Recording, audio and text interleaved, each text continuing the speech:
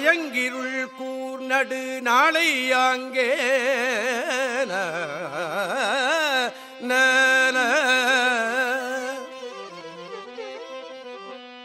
கூகையொடு ஆண்டலை பாட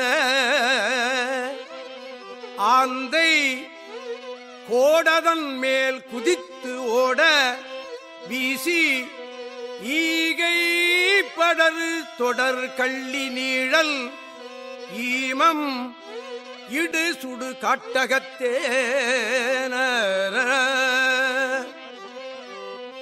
ஆகம் குளிர்ந்து அனலாடும் எங்கள் அப்பனிடம் திரு ஆலங்காடே.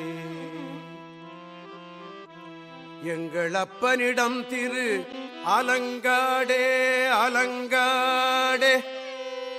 ஹன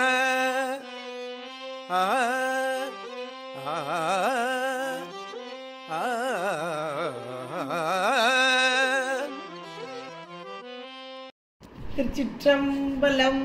ஹர பார்வதி பதே ஹர மகாதேவ.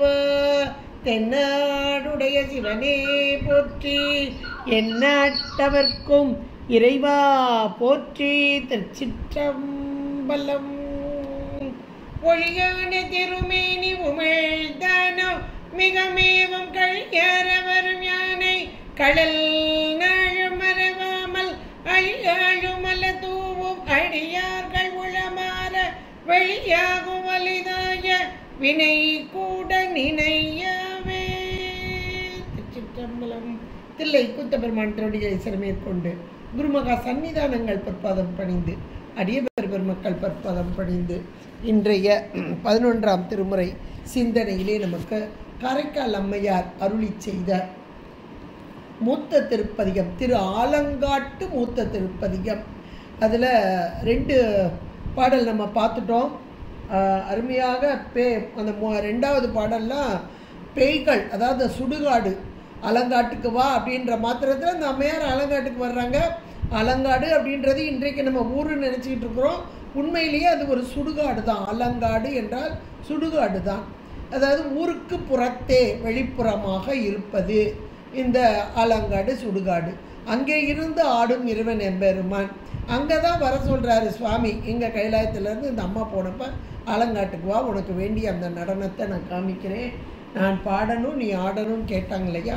இப்போ அந்த சுடுகாட்டில் இருக்கும் தன்மை, சுடுகாடு எப்படி இருக்கும் அப்படின்றது நமக்கே ஓரளவுக்கு தெரியும். அது எப்படிப்பட்ட ஊருக்கு புறத்தே உள்ள பகுதி. வேறு எந்த மரங்கள் அப்படியெல்லாம் ரொம்ப செழிப்பெல்லாம் இருக்காது. பிணங்கள் ஒரு பக்கம் எரிஞ்சிக்கிட்டு இருக்கும். பிராந்தை, கோட்டான், கூகை, இப்படி பறவைகள், இந்த மாதிரியான பறவைகள் அங்கே இருக்கும்.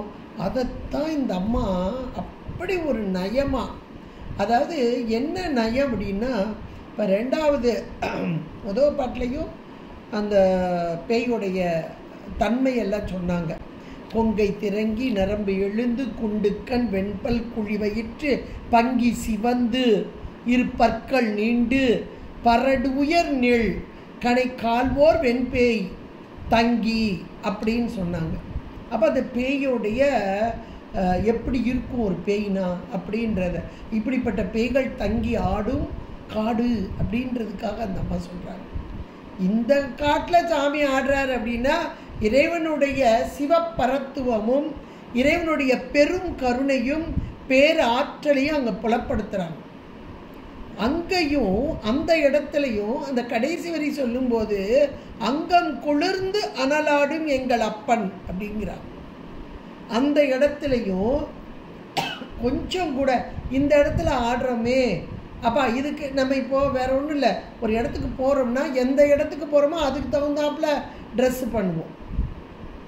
சாதாரண இடம்னா சாதாரணமாக ஒரு சேரை கட்டுவோம். ஒரு வசதியான வீட்டு கல்யாணம் வீட்டுனா அதுக்கு தகுந்தாப்புல ரிச்சாக போவோம்.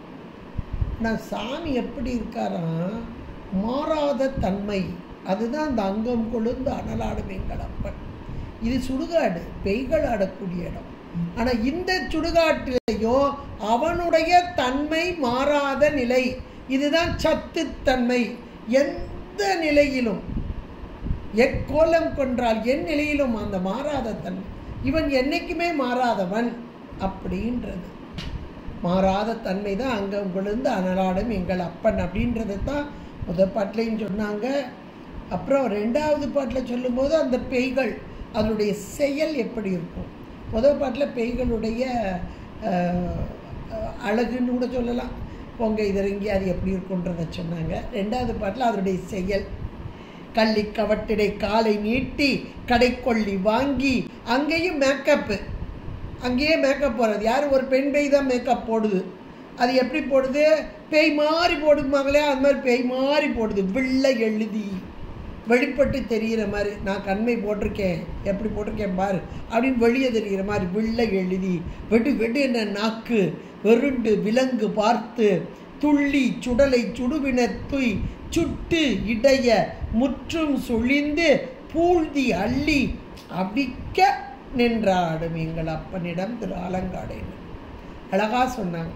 இப்போ 3வது பாடலில் அம்மை சொல்லும்போது அந்த சுடுகாடு, அந்த சுடுகாட்டில் இருக்கக்கூடிய ஒரு பக்கம் அது மரங்கள், எப்படிப்பட்ட மரங்கள் இருக்குது, அந்த மரங்களுடைய தன்மை.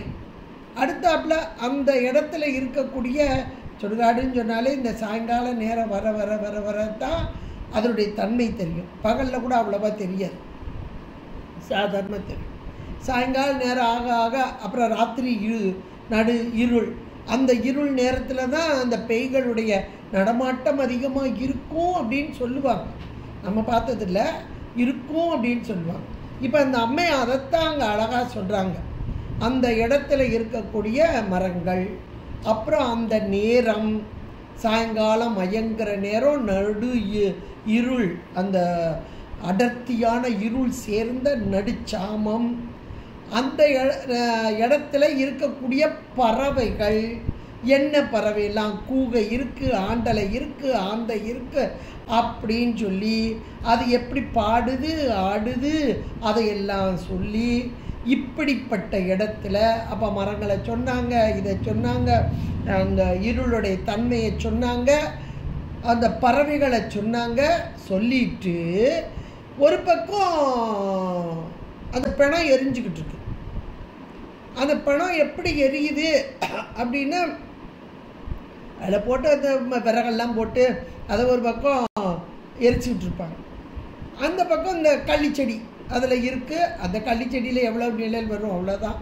இந்த பக்கம் நெருப்பு எரிஞ்சுக்கிட்டு இருக்குது, இதில் உடம்பு.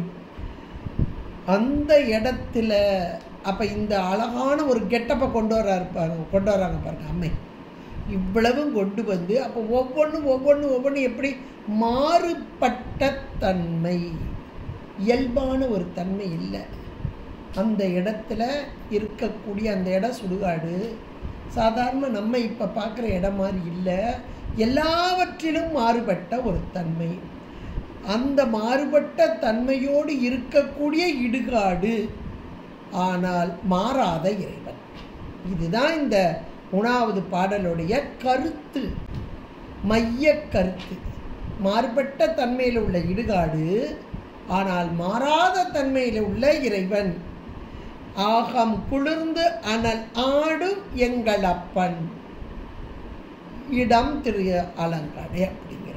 அப்போ இதை எவ்வளோ ஒரு அருமையான ஒரு கருத்தை இந்த சுடுகாட்டில் வச்சு அந்த சுடுகாட்டு தன்மையை சொல்லி இங்கே ஆடுற இறைவன் இப்படிப்பட்டவன்ற இறைவனுடைய சிவப்பரத்துவத்தை எவ்வளோ அழகான பாடலாக்கி நமக்கு கொடுத்துருக்காங்க பாருங்க அம்மை. இப்போ பாடலை பார்ப்போம் நம்ம. வாகை விரிந்து வெள்நெற்று ஒலிப்ப மயங்கி இருள் கூர் நடுநாளை அங்கே கூகையோடு ஆண்டலை பாட ஆந்தை கோடு அதன் மேல் குதித்து ஓட வீசி ஈகை படர் தொடர் கள்ளி நீழல் ஈமம் இடுசுடு காட்டு அகத்தே ஆகம் குளிர்ந்து அனலாடும் எங்கள் அப்பன் இடம் திரு ஆலங்காடு. இது அப்படியே இவ்வளோ அழகாக கொடுத்துருக்காங்க. இதை நம்ம பிரித்து பார்த்தோம்னா, வாகைன்றது ஒரு காட்டு வாகை மரம். வாகை மரம் எல்லாருக்கும் தெரியும், இது காட்டில் அதிகமாக வளரக்கூடிய ஒரு மரம். இந்த காட்டு வாகை நிறைஞ்சி அந்த இடத்துல இருக்குது. வாகை விரிந்து, அந்த வாகை மரம் எப்படி இருக்கான், நல்லா தழைச்சி, விரிந்துன்றது என்னன்னா நல்லா தழைத்து நிற்கிறது. மரம் நன்றாக தழைத்து, மரம் நல்லா தழைச்சி இருக்குன்னா என்ன அர்த்தம்னா அங்கே தேவையான, அதுக்கு தேவையான நீர்வளம் நிலவளம் நன்றாக கிடைக்கிறது அப்படின்னு அர்த்தம்.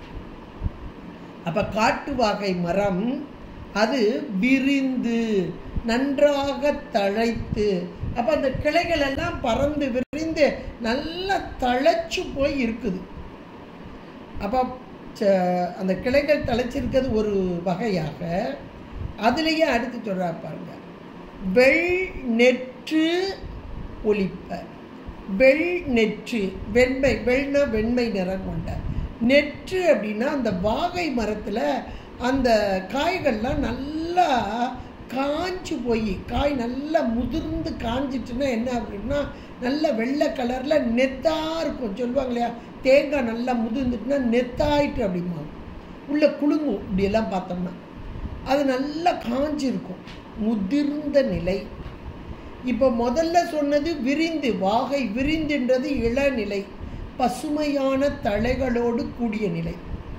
இந்த இடத்துல வெள் நெற்று அப்படின்றது நல்ல முதிர்ந்த தன்மை.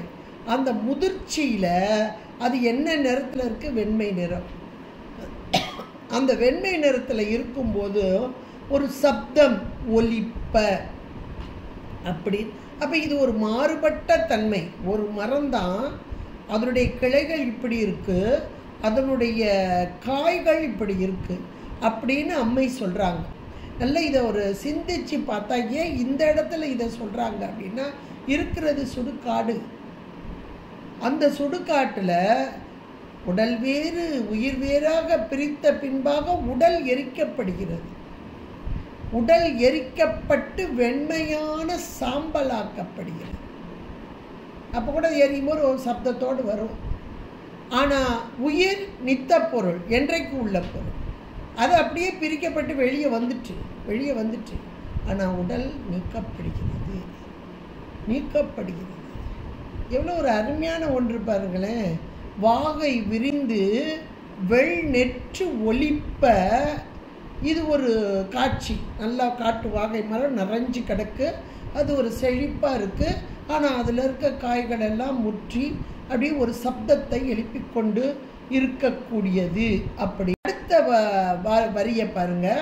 இப்போ இந்த பொழுது, இந்த இடத்துல இருக்கக்கூடிய பொழுது எப்படி இருக்கான், மயங்கி, இருள் மயங்கி. அதாவது இருள் மயங்கி இருள் தான் வருது. அப்போ இருள் மயங்கிக்கிட்டு இருக்கான். அதாவது இருள் முழுசாக வரல, பகல் இன்னும் முழுசாக போகலை. அதான மயக்கம். நல்லாவும் தெரியலை, தெரியாமலும் போகலை. ரெண்டும் இல்லாத ஒரு நிலைக்கு தானே மயக்கம் நம்ம சொல்லுவோம். இப்போ இந்த மயக்கம் எப்போ வருது ஆன்மாக்களுக்கு அப்படின்னா, ஒன்றுமே தெரியாமல் இருக்கப்ப கேவல நிலை, இருளான நிலை.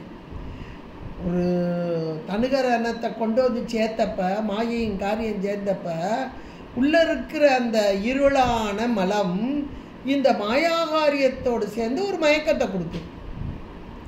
மயக்கமும், மாயை மயக்குமா விளக்குமா அப்படின்னு ஒரு கேள்வி எழுப்புனா, விளக்க வந்த பொருள் மாயா விளக்கணைய, மாயா தனு, அது விளக்கணைய, விளக்கு போன்றது, விளக்குறதுக்கு தான் வந்துச்சு. ஆனால் அங்கே இருக்கிற இருள் அது மயக்கத்தை தருவ திரிவாக ஐயமாக காட்சிப்படும். இதே போல இந்த இடத்துல இந்த பொழுதை சொல்கிறாங்க அம்மா கரைக்காலமையார். அந்த பொழுதை சொல்கிறாங்க மயங்கி. எது மயங்கி? இருள் மயங்கி. அப்போ இருள் நீக்குவதற்காக, இருள் இருக்கு, இந்த இருள் வரப்போது இந்த பகல் அப்படியே குறையுது. அப்போ பகல் குறையவும் இருள் சேரவும் அப்படின்னு சொல்லும்போது அந்த இருள் முழுதாக வரலை, அந்த இருள் மயங்கி. நல்ல வார்த்தை அது. நம்ம இதோட கொஞ்சம் அப்படி பொருத்தி பார்க்கணும். இருளை நீக்க வந்த மாயையின் காரியம். ஆனால் இருளோடு சேர்ந்து மயங்கி நிற்கும் தன்மை யார்? உயிர் தான். உயிர் தான் மயங்கி நிற்குது. ஏன்னா விளக்கு மாதிரி விளக்க வந்த உடல், ஆனால் அது உலகத்தை தான் நமக்கு காமிக்குது. தூளமான இந்த ஆணவமல சார்போடு சேர்ந்து வரும்போது அது மயக்கத்தை செய்கிறது. இங்கே இந்த பகல் நேரம் கூடுது, இந்த மாலை பொழுது, இனிமையான மாலை பொழுது. இப்போ இருள் அந்த இடத்துல வர ஆரம்பிச்சிட்டு, அப்போ அது மயக்கத்தை தருவதாக. அதான் இருள் மயங்கி. அடுத்து அதோடு என்ன சேர வருது அப்படின்னா கூர் நடுநாளை. கூர்மையான, கூர்ன்றது இங்கே சாலை கூர் அப்படின்றதெல்லாம் மிகுதி என்ற பொருளை குறிக்கக்கூடியதான உரிச்சொல். மிகுதியான நடுநாள் அப்படின்னா அதிகமான இருள். நடுநாள் கூட்டல் ஐ, ஐ வந்து இங்கே சாரியையா வருது. நடுநாள் அப்படின்னா அர்த்த ஜாமம் சொல்லுவாங்க இல்லையா, நடு சாமம், நள்ளிருள், அதுதான். அப்போ அந்த இடத்துல முதல்ல மயக்கத்தை செய்யக்கூடிய இருளுமல்லாது பகலுமல்லாத ஒரு மாலை பொழுது அது நீங்கி நடு இருள் வந்துட்டு கூர் நடு நாளை. அப்போ 2 வகையாக அம்மை கொண்டு வர்றாங்க. பகலோடு கூடிய, அதாவது மாலை நேரத்தோடு கூடிய ஒரு இருள், கடுமையான ஒரு இருள், 2ஐயும் சொல்கிறாங்க. அப்போ கடுமையான இருள் என்பது தான் நடு நாளை அப்படின்றாங்க. இந்த 2ஐயும் யோசிச்சு பாருங்க நீங்கள். முதல்ல மேலே வாகை விரிந்துன்னு ஒரு வார்த்தையும் வெள் நெற்று ஒளிப்பன் ஒரு வார்த்தையும் கொண்டு வந்தாங்க. இங்கே மயங்கி இருள் ஒரு வார்த்தையும் கூர் நடுநாளை அப்படின்னு சேர்த்து கொண்டு வர்றாங்க. அப்போ முழு இருளோடு கூடியிருந்த ஒரு நிலை ஒன்று, அந்த மயக்கத்தை தரக்கூடியதான சகல நிலை ஒன்று, 2மாக உள்ளது. இங்கே பொழுதாக காண்பிக்கப்படுகிறது. ஆங்கே அந்த இடம், அங்கேன்னா இந்த அலங்காடு சுடுகாடு, ஆங்கே அந்த இடத்துல.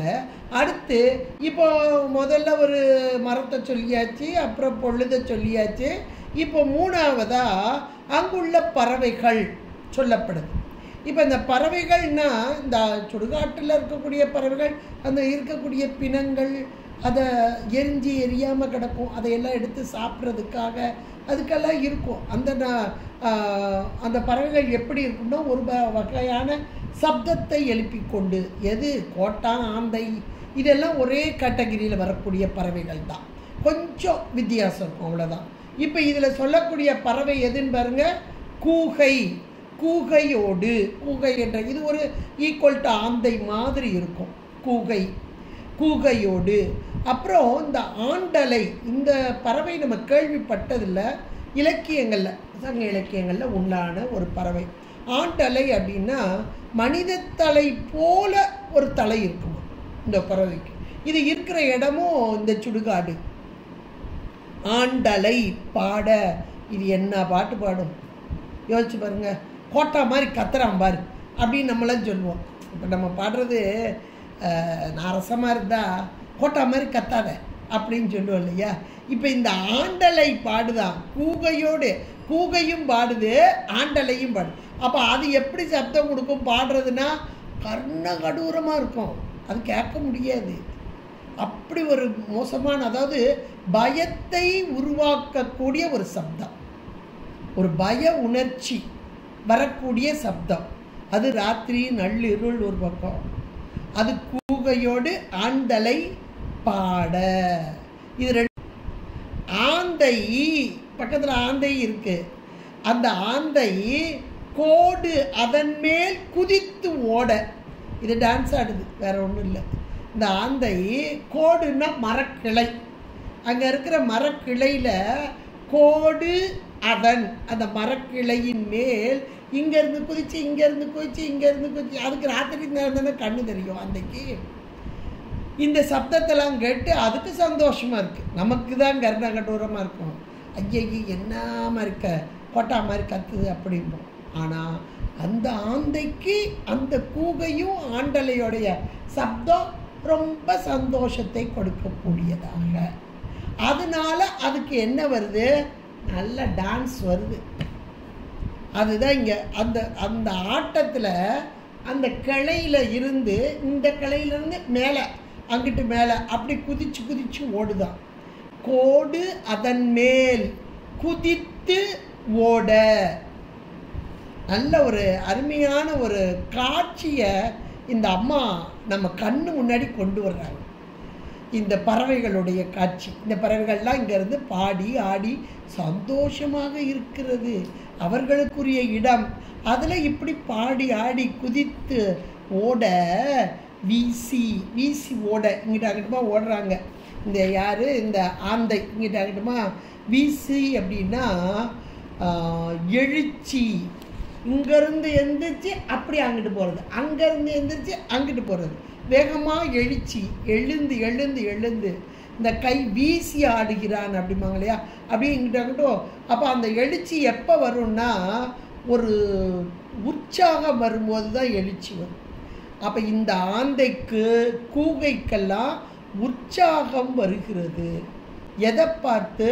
எரியக்கூடிய பிணத்தை பார்த்து. எப்படி கொஞ்சம் கிடக்கும், நம்ம சாப்பிட்டுக்கிடலாம் அப்படின்னு ஒரு அதுக்குரிய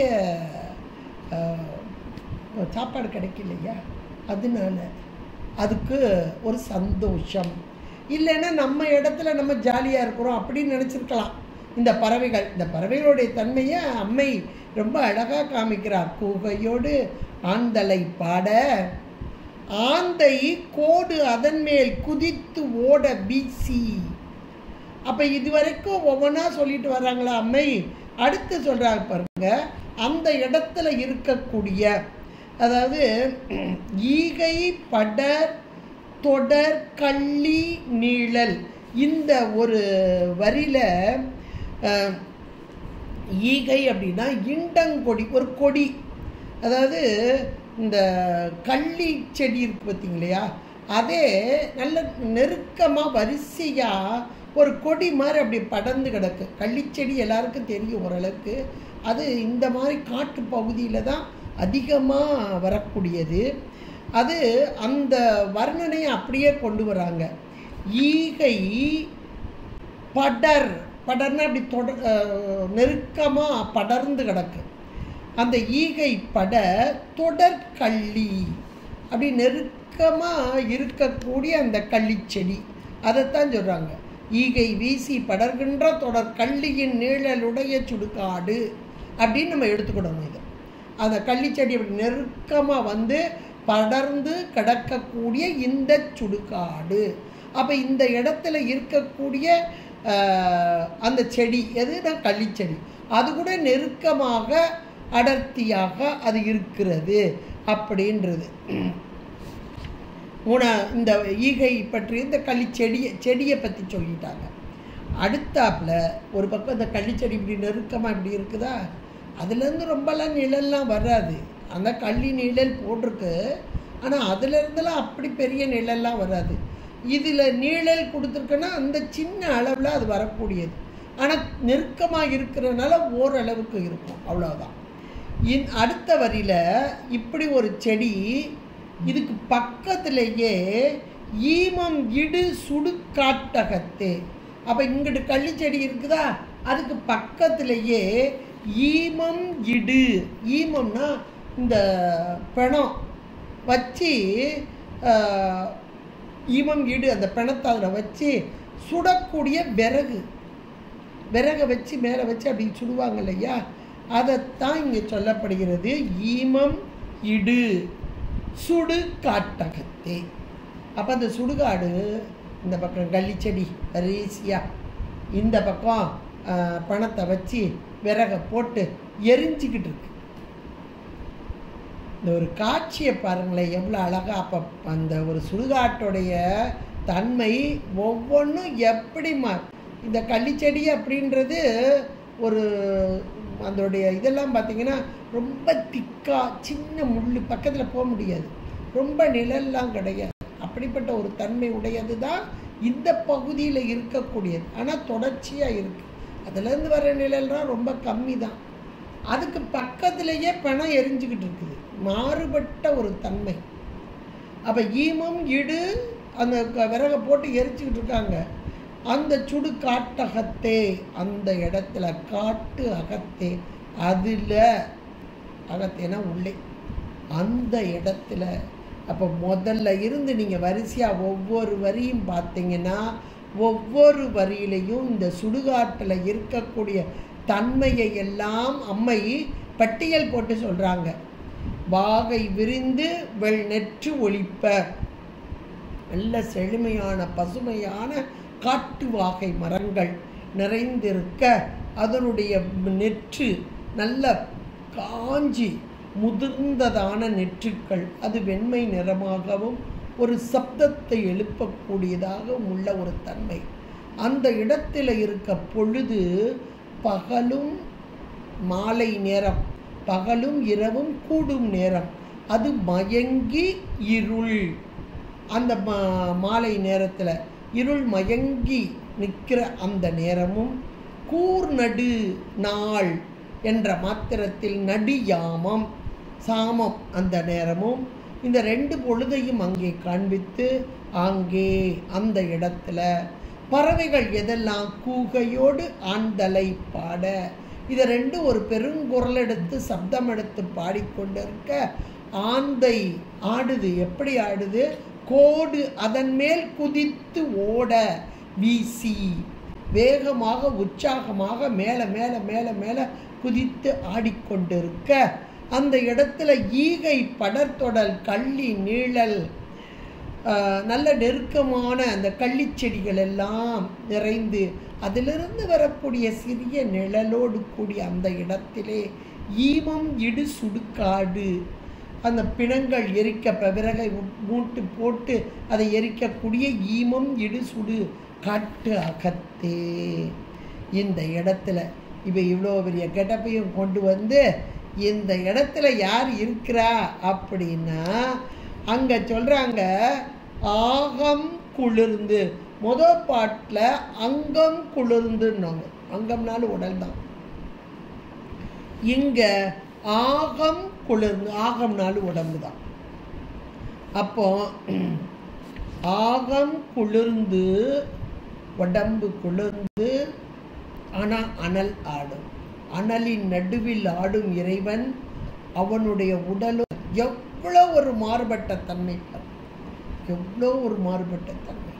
இப்போ நீங்கள் வரியிலேருந்து ஒன்றொன்னா நான் சொன்னது அப்படியே கையில் புத்தகம் இருந்தால் வச்சு வச்சு வச்சு ஒவ்வொன்றில் இருக்கக்கூடிய மாறுபட்ட தன்மையும், ஒவ்வொரு வரியில் என்னெல்லாம் கொடுத்துருப்பாருங்க மாறுபட்ட. செழுமையான வாகை விரிந்துனா செழுமையான கிளைகள், பசுமை நிறம், வேற ஒன்றும் இல்லை பசுமை. அந்த விரிந்தின் பக்கத்தில் பசுமையான செழுமையான நீங்கள் வச்சுக்கலாம், அந்த கிளைகள் பசுமையாக. ஆனால் அதில் நெத்து, அப்போ காய்ந்து நெற்று அப்படின்றது. அப்போ எவ்வளோ ஒரு முரண் தொடை அப்படின்னு பார்க்கலாம். அடுத்தாப்பில் மயங்கி இருள் ஒன்று, கூர் நடு ஒன்று. நல்ல முழுமையான இருள் ஒன்று, மயங்கிய இருள் ஒன்று. இது எவ்வளோ ஒரு மாறுபட்ட தன்மை. அடுத்து பாடலும் ஆடலும், என்ன பாட்டு என்ன ஆட்டம். இந்த பாட்டை பாடுறது யார்? இந்த பறவைகள், பறவைகளின் தன்மை, இதனுடைய மாறுபட்ட தன்மை எவ்வளோ ஒரு அருமை பாருங்க. அடுத்து ஈகை படர்தொடர் கள்ளி நீழல் ஒரு புறம், நல்ல பசுமையாக இருக்கும், ரொம்பலாம் நிழல் வராது, ஆனால் நெருக்கமாக கிடக்கு. அதில் வர்ற இந்த நிழல் அது ரொம்பலாம் பயன்படாது யாருக்கும். பக்கத்திலேயே ஒரு பக்கம் நெருப்பு எரிஞ்சுக்கிட்டு இருக்கு. என்ன ஒரு மாறுபாடான காட்சி. எரிவது எது? பிணம். விறகினால் எரியூட்டப்பட்டு கொண்டிருக்கும் பிணம். இவ்வளவு முரண்பாடான, ஒன்றுக்கொன்று முரண்பாடோடு கூடிய ஒரு சுடுகாடு. ஆனால் மாறாத தன்மையில் உள்ள இறைவன், சத்துத்தன்மையில் உள்ள இறைவன். அது என்ன மாறாத தன்மை அப்படின்னா, இவன் எந்நாளும் குளிர்ந்தவனே, இவன் எந்நாளும் குளிர்ந்தவனே. யாருக்கு? யார் நெருங்கி இவனோடு இருக்கிறார்களோ அவனுக்கு குளிர்ந்தவனே. யாருக்கு அனலாக இருப்பான்? இவனை புரியாதவர்களுக்கு, பிரிந்து இருப்பவர்களுக்கு அனலாக இருப்பான் அப்படின்றது. அப்போ ஆகம்னா இவனுக்கு உடம்பு உண்டா? ஆகம்னா உடம்பு தான். ஆகம் குளிர்ந்து அப்படின்னா இவனுக்கு உடம்பு உண்டா? நம்முடைய சைவம் சொல்கிறது இவனுக்கு உருவமும் அருவமும் அருவுருவமும் ஆனவன். உருவத்திருமேனி அப்படின்னு பார்த்தா இவன் உருவமாக கொள்வது எது? அருளையே தனக்கு உருவமாக கொண்ட இறைவன். அருள், அந்த அருள் என்பதே கருணை குளிர்ச்சி தானே. உயிர்கள் மீது கொண்ட அருள்தான் இவனுக்கு உருவமாக. அது குளிர்ந்த நிலைதான். அந்த அருளோடு கூடியவர்களுக்கு குளிர்ந்துதானே இருக்கும். சோதி குளிரும் என்று சொல்வார்கள். சுடர் சுட்டெரிக்கும் என்று சொல்வார்கள். இவன் சோதியானவன், சுடரானவன். சோதி என்றால் தன் என்ற குளிர்ச்சி. ஞானசம்பந்த பெருமான் ஜோதியில் கலந்தார் அப்படின்னு தானே வருது நமக்கு. அந்த ஜோதி எப்படி இருக்கும் அப்படின்னா தன் என்ற குளிர்ச்சி. அப்போ இவனுடைய தன்மை தன் என்ற குளிர்ச்சியோடது தான். ஆனால் அனலாடியாக வருகிறான். உயிர்கள் பொருட்டாக இங்கே இந்த சுடுகாட்டிலே வந்து அனலாடி கொண்டிருக்கிறான். அனலாடுவதை பார்த்து நாம் பயந்து நடுங்கி இருக்க வேண்டுமா என்றால், யார் இவனை உணர்ந்து கொள்கிறார்களோ அவர்களுக்கு பயமோ மயக்கமோ வராது. இந்த பாடல் முழுக்க அதுதான்.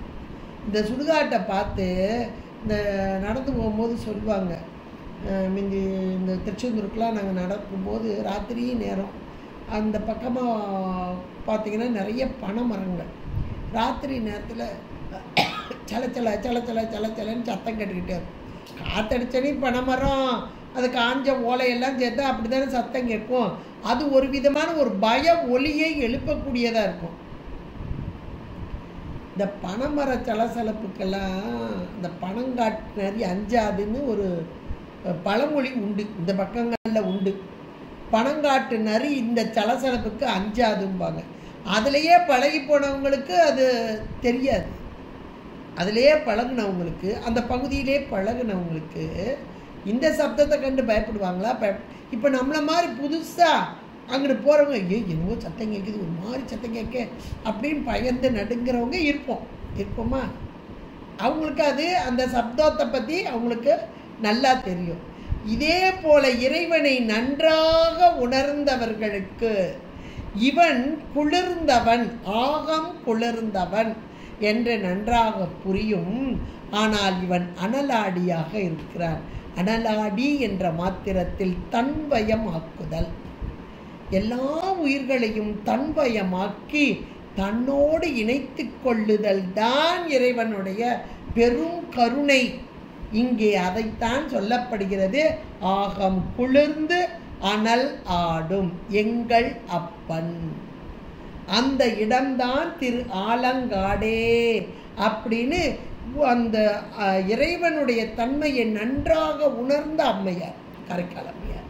இன்னும் சொல்லப்போனால் யோக நுட்பம், இறைவனோடு ஒன்றித்து நிற்கும் தன்மை. இறைவனோடு ஒன்றித்து இருக்கும்போது தான் இறைவன் யார் என்பது நமக்கு புரியும். நாம் இப்போ உடலோடு கூடி மயங்கிய நிலையில் இருக்கோம். சகல வர்க்கம் என்பதே ஒரு மயக்க நிலை தான். ஏன்னா உலகம் தெரியும், உலகத்து பொருள்கள் தெரியும், தூளமான எல்லாம் தெரியும். சூட்சுமமான நமக்குள்ளே இருந்து நடத்தும் இறைவன் தெரிவாரானா இந்த உடல் கொண்டு தெரியாது. இந்த மாயா காரியமாகிய உடல் கொண்டு இறைவனை அறிய முடியாது. அப்போ அவனுடைய அருள் கொண்டு அறியலாம். அப்போ அந்த அருளோடு கூடிய நிலைதான் தன் என்ற குளிர்ச்சி. தன் என்ற குளிர்ச்சி எவ்வளோ அருமையாக அம்மை அதை அனுபவிச்சாங்க. தன் என்ற குளிர்ச்சியை அனுபவிச்சாங்க, இறைவனோடு ஒன்றித்த நிலை.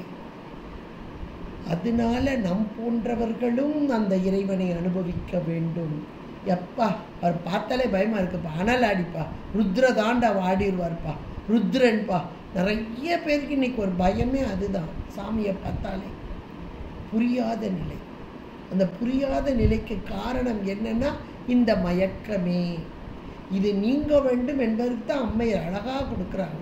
இந்த சுடுகாடு, இந்த சுடுகாட்டில் உள்ள தன்மை இதெல்லாம் சொல்லி, இங்கே இருந்து இவன் ஆடினாலும் அவனுடைய கருணையில் மாறாத குளிர்ந்த அங்கம் ஆகம் குளிர்ந்து, கருணையை விட்டு பிரியாத மாறாத குளிர்ந்த நிலை. ஆனாலும் உயிர்களை தனதாக்கி கொள்ள வேண்டும் என்ற அனலாடும் இறைவன். இந்த அனல் தானே நம்முடைய வினைகளை எல்லாம் நீக்கி இறைவன் தனதாக்கி கொள்ளுதல் என்று பார்க்குறோம். அப்போ இந்த இடத்துல ஆகம் குளிர்ந்து அனலாடும் எங்கள் அப்பன் இடம் திரு அலங்காடே என்று மிக அருமையான ஒரு பாடலாக்கி தந்திருக்கிறார் அம்மையார். அப்படின்னா ஒவ்வொரு பாடலையும் எவ்வளோ ஒரு பொதிந்த கருத்துக்களை நமக்கு அமைத்து கொடுத்திருக்கிறார் அம்மையார். நல்ல ஒரு திரும்ப திரும்ப அப்படி பிரித்து வச்சு பதம் பிரித்து அதனுடைய பொருளை உணர்ந்து கொள்ளுங்கள். அப்போ தான் மனசுக்குள்ளே ஆழமாக இதெல்லாம் பதியும். இன்னும் சொல்லப்போனால் அவருடைய தன்மையை நாம் ஒரு செய்யுள் வருது அப்படின்னா இது என்னுடைய கருத்து என்ன அப்படின்னு சொல்லி அதை ஆழமாக புரியும் போதும் அதை ருசித்தல். ஒரு பழம் கையில் கிடச்சா நிதானமாக சாப்பிடும்போது அந்த ருசி தெரியுது. அதே போல் இது அருமையான இறைவனுடைய தன்மை. இறைவனே நமக்கு கனியாகத்தானே இருக்கிறார். ஒன்று கண்டேன் இவ்வுலகுக்கு ஒரு கனி, நன்று கண்டால் அது நமச்சிவாய கனி, மென்று கண்டால் அது மெத்தென்று இருக்கும், தின்று கண்டால் அது தித்திக்கும் தானே. திருமந்திரர் திருமூல தேவநாயனார் அதை கண்டார், அனுபவித்தார். அந்த தித்திப்பு இதை போல அம்மையார், காரைக்கால் அம்மையார் அவர்கள் உணர்ந்தார்கள். அந்த தித்திப்போடு இணைந்தார்கள். நாமும் அந்த கனியை அனுபவிக்க வேண்டும் என்றுதான் இந்த பாடலை அருமையாக்கி கொடுத்திருக்கிறார்கள். இந்த பாடல் அப்படியே நிதானமாக ரசித்து ருசித்து அனுபவியுங்கள். திருச்சிற்றம்பலம். ஹர பார்வதி பதே, ஹர ஹர மகாதேவ. தென்னாடுடைய சிவனே போற்றி, எந்நாட்டவர்க்கும் இறைவா போற்றி. திருச்சிற்றம்பலம். நம பார்வதி பதயே.